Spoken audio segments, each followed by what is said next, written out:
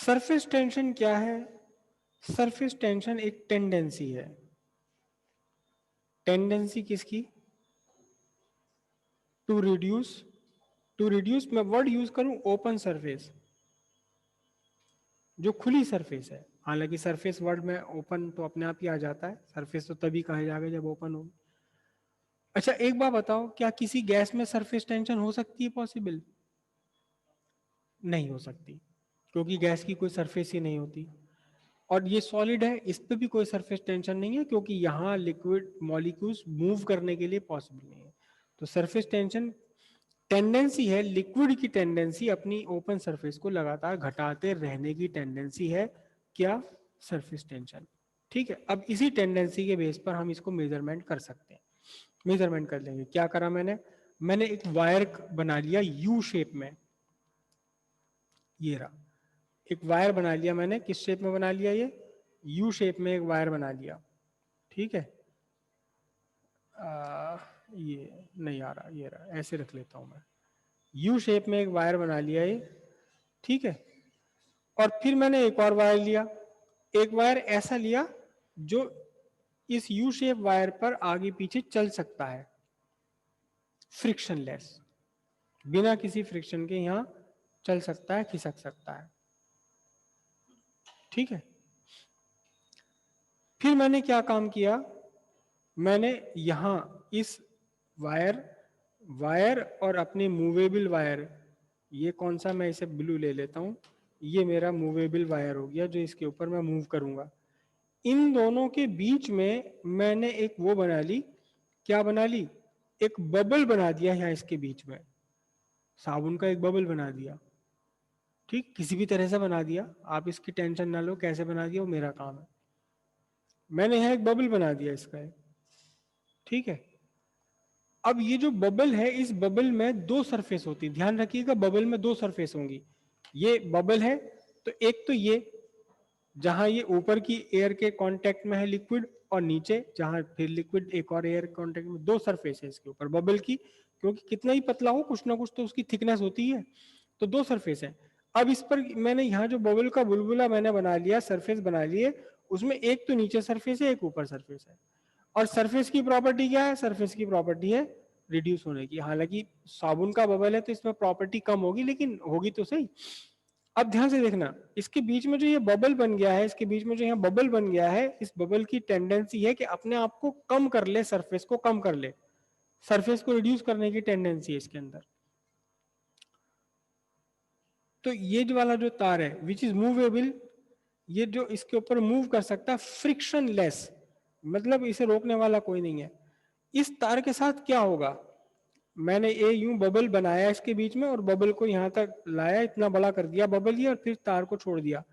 तो इस तार के साथ क्या होगा? ये आगे खिसक जाएगा, यहीं रहेगा, क्या होगा इसके साथ में?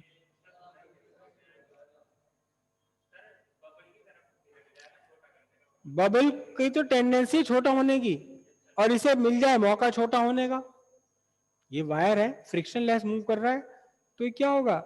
ये खींचा चला जाएगा, क्योंकि सरफेस, जब तक सरफेस है तब तक ये छोटा करता रहेगा, जब तक है जहां।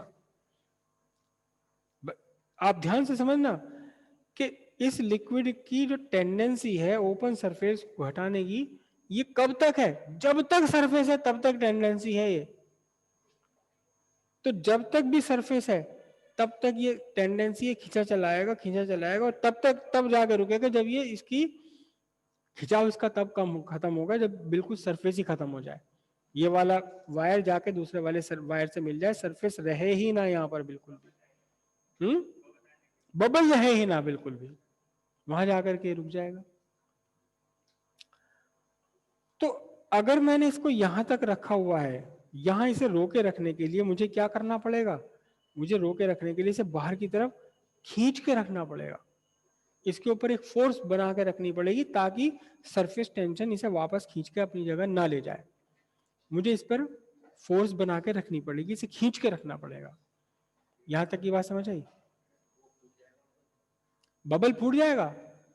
ओरिजिनल कंपनी का बबल लाया हूं, ऐसे थोड़ी फूट जाएगा। आप क्या सोच रहे हो? लोकल वाला बबल ले आया, बेहतरीन शानदार जो सबसे बेस्ट अवेलेबल बबल था मार्केट में वो लेकर आया हूं। तुलाराम जी से मैंने कई दिन से कह रखा था, देखो जी मुझे फिजिक्स पढ़ानी, वो पढ़ाना सर्विस टेंशन, बेहतरीन वाला शानदार वाले बबल मंगा दो मुझे। उन्होंने कहा चिंता मत करो मास्टर जी, ऐसा बबल मंगा के दूंगा कि आपने आज तक देखा ही ना होगा ऐसा। कि मैं ठीक है मंगा दो। तो ऐसा ओरिजिनल कंपनी का बबल है वो, फूटा नहीं है वो। फूट क्यों जाएगा?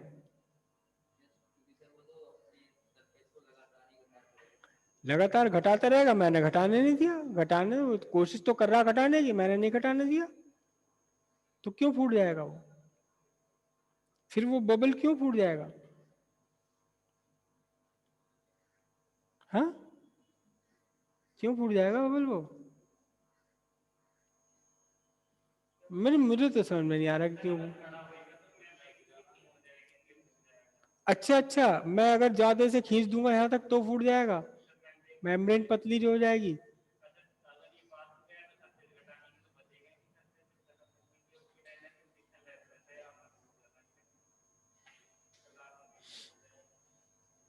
बबल फूट ही जाएगा अल्टीमेटली, तो जिसे जो इस दुनिया में आया उसे जाना भी होता है ना? फूट क्यों जाता है? क्योंकि जो लिक्विड है, जिस लिक्विड का बना वो लिक्विड एयर में एवेपोरेट हो जाएगा। जब लिक्विड ही नहीं बचेगा तो बबल कहाँ बचेगा? अगर वो इवेपोरेशन किसी वजह से आप किसी तरीके से रोक सके तो नहीं फटेगा, बिल्कुल नहीं फटेगा। कितने बड़ा हो जाए ये तो डिपेंड करता है ना कि आप कहाँ कितना तक रोक सकते हैं उसे। अगर आप वो इवेपोरेशन रोक सकें और बबल की थिकनेस मेंटेन रखें तो नहीं फूटेगा। लेकिन इवेपोरेशन रोकेंगे कैसे? नहीं रुकेगा इवेपोरेशन, ये तो इवेपोरेट तो होती ही रहता है लिक्विड, आपके रोके नहीं रुकेगा। थोड़ा बहुत कम कर सकते हैं, रिड्यूस कर सकते हैं, इसमें थोड़ी सी ग्लिसरीन मिलाकर। ग्लिसरीन का इवेपोरेशन का नहीं होता। तो अब जब आपका वो खिलौना नहीं होता बबल बनाने वाला खिलौना, जिसमें बबल बनाते हो फूंक मार के, है ना? तो उसमें अगर थोड़ा सा जरा सी 2-3 बूंद आप, अगर 2 बूंद ग्लिसरीन डाल दो कहीं से किसी डॉक्टर से लेके, तो बड़े प्यारे बबल बनेंगे। ऐसे बबल बनेंगे कि आप छत पे खड़े हो जाना दूसरी मंजिल के, और नीचे तक जमीन तक पहुंचने तक भी वो फूटेंगे नहीं, बहुत देर तक मेंटेन रहेंगे। चलो जी, वापस खेल से वापस फिजिक्स पर आ जाओ। तो क्या कर रखा है मैंने, इसको जो है रोक कर रखा हुआ है।